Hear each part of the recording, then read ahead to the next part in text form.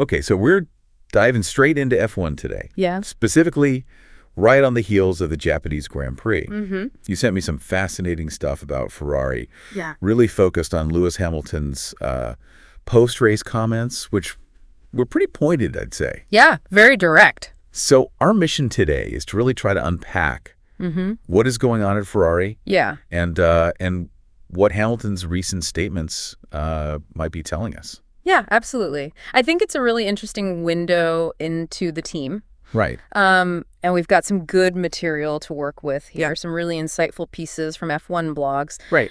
Capturing those immediate reactions from both Hamilton and Leclerc. Yeah. And also getting the perspective of the team principal, Fred Vasseur. Okay. So it's really a multi-layered look at a team that is clearly facing some challenges. Yeah, and this is so early in the season, too. Oh, it's very. You know, for these kinds of things to be bubbling up. Exactly. So in Japan, Leclerc finishes 4th, which is respectable. Yeah, solid result. Hamilton is further back in 7th. Mm-hmm. And it seems like that there's some definite turbulence around this SF25. Yeah, the performance of the car is definitely under scrutiny. Yeah, and at the center of it all seems to be Hamilton's very, very vocal concerns about the differences in performance between his car and Leclerc's. Yeah, a potential discrepancy there. Yeah, let's just jump into it. Okay, let's do it. With Hamilton's perspective. All right, well, right off the bat, right after that race, Hamilton didn't mince words. No, he did not. F1 Blogs quotes him as saying that the SF25 felt por debajo de rendimiento. Underperforming. Yeah, underperforming compared to Leclerc's car. Right. And that this was the case throughout the first 3 races. Yeah, and for someone of his level of experience and caliber to be saying something like that. That's a big deal. Yeah, that really suggests a serious imbalance. Right. It's not just general frustration with the car's overall speed. Right. It's a feeling that something is fundamentally off on his side of the garage. Yeah, and the sense of urgency in his comments is really striking. It is. He's looking for immediate changes. Yeah, cambios inmediatos. Yeah. He wants it for Bahrain. Yeah, for the next race. Which is coming up so fast. I know, it's just around the corner. It is. And it seems like they have an idea of what's causing this. Yeah, it's not just a vague feeling of something being wrong. Right. He specifically mentions that they found algo en el coche que ha tenido un rendimiento inferior en las últimas 3 carreras. Something in the car that's underperformed for the last 3 races. Exactly. And they're hoping that once they identify and fix this, right, it'll lead to better results. Okay, and so how do we reconcile that with the fact that he actually won the sprint race in China? Right. That's the big question, isn't it? Yeah. Because if the car is truly so far off, how did he manage that? Exactly. So F1 blogs suggest maybe it's track-specific. Okay. Maybe the issue doesn't manifest itself on every circuit. Or maybe it's something about the sprint format itself. You know, the shorter race, the slightly different setup. Okay. Perhaps that masked the issue or played to his strengths in some way. So maybe the shorter format plays into his hands a bit more. Potentially, yeah. It's something to consider. But when we look at the championship standings, though, it does suggest that that overall performance hasn't met the expectations.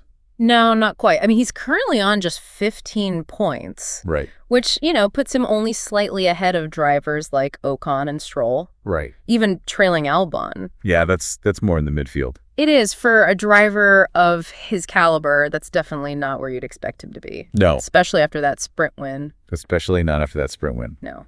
So something's not adding up. Right. And he even gives a number. He does. How much time he thinks he's losing. Yeah, he estimates it's algo más de una décima por vuelta. So a little over 1/10 of a second per lap. Which in F1 is huge. It is. Those margins are so tight. Right. 1/10 of a second per lap over a race distance. That could be the difference between winning and finishing outside the points. Absolutely. And, you know, he seems to be really hoping that this is going to be addressed before Bahrain. Yeah, he's looking for those cambios inmediatos. Yeah.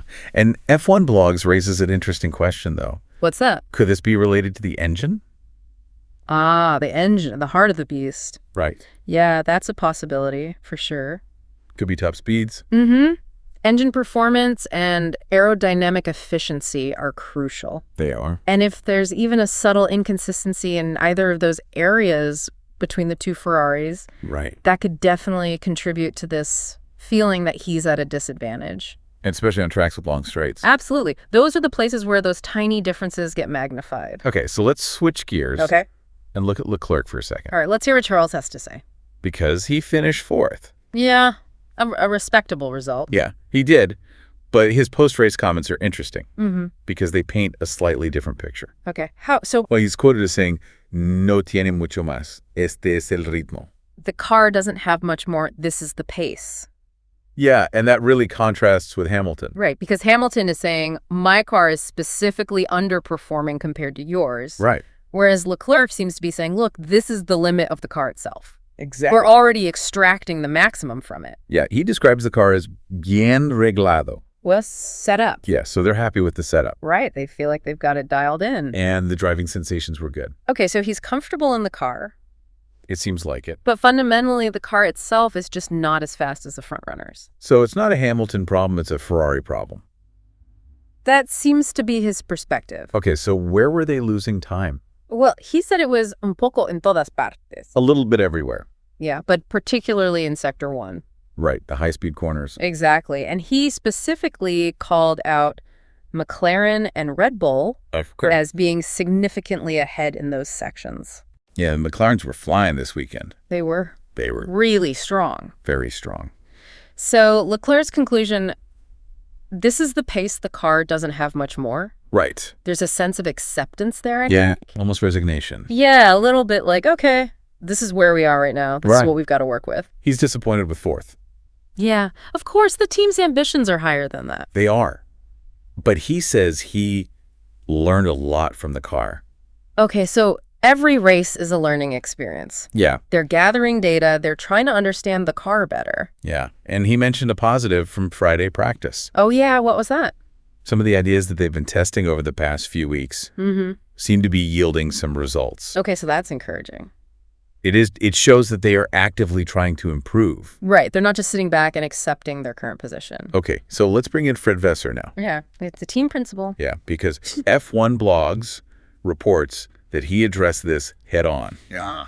He does. With these kinds of tensions within the team, it's important to get out in front of it. Yeah, so he says that the performance difference in Japan was because of their different choices of puesta a punto. Different setup choices. So he's basically saying it's down to setup. Yeah, he's saying the balance, therefore, is related to their decisions. So that directly contradicts Hamilton. It does, completely. Because Hamilton's saying there's a fundamental issue with the car. Right. But Vasseur's saying, no, you guys just set the cars up differently. And he goes on to say that they're still exploring the new car. So there's still a lot of experimentation going on. Yeah, they're trying different things. They're trying to adapt to the different driving styles of Hamilton and Leclerc. So two very different drivers. Yeah, they require different approaches to car balance. And what about Bahrain? Well, Vasseur seems pretty confident about Bahrain. Does he? Yeah, he says that he expects the panorama will be different there because they had 3 days of testing in Bahrain last month. Right. So they have much more data for that track. Right. They know that track inside out. They do. Yeah. So he feels like they'll have more control. Yeah, maybe that'll translate into better results for Hamilton. Yeah, he seems to be trying to reassure Hamilton that the issues in Japan were track-specific or setup-related. Okay, so that's Vasseur's side of it. But Hamilton's not convinced. No, he's still got those doubts. He doubles down, actually. Oh, really? Yeah, he says, en mi lado del garaje, algo no funciona. Something's not working on my side of the garage. Yeah, he wants changes. Okay, so he's not backing down. Not at all. He's like, I've been saying this for 3 races now. Wow. And nothing's changed. He's sticking to his guns. He is. He talks about the deficit entre los dos lados del garaje. The deficit between the two sides of the garage. Yeah, and he insists that algo está funcionando mal. Something is going wrong with his car. Yeah, and he's very specific. Okay, what does he say? He actually mentions a specific part. Oh, wow. A pieza del coche.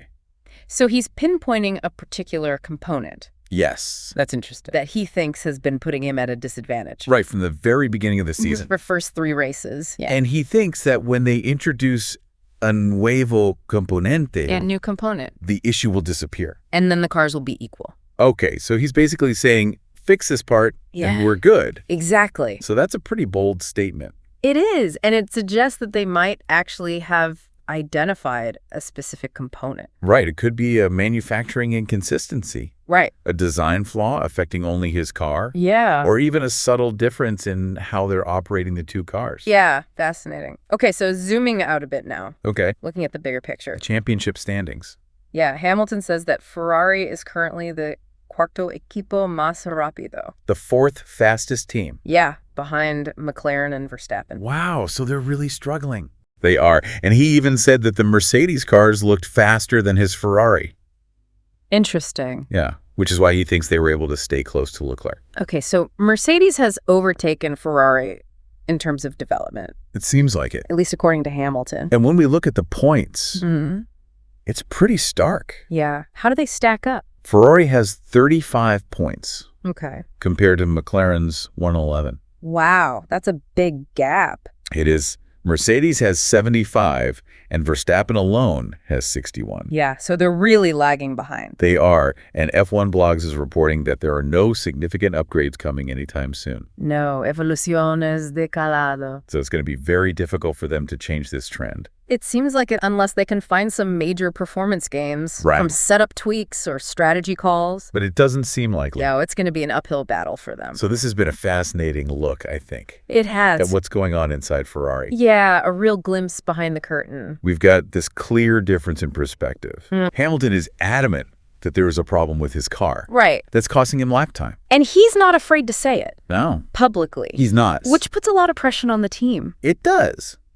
But the team is suggesting that it's just down to setup.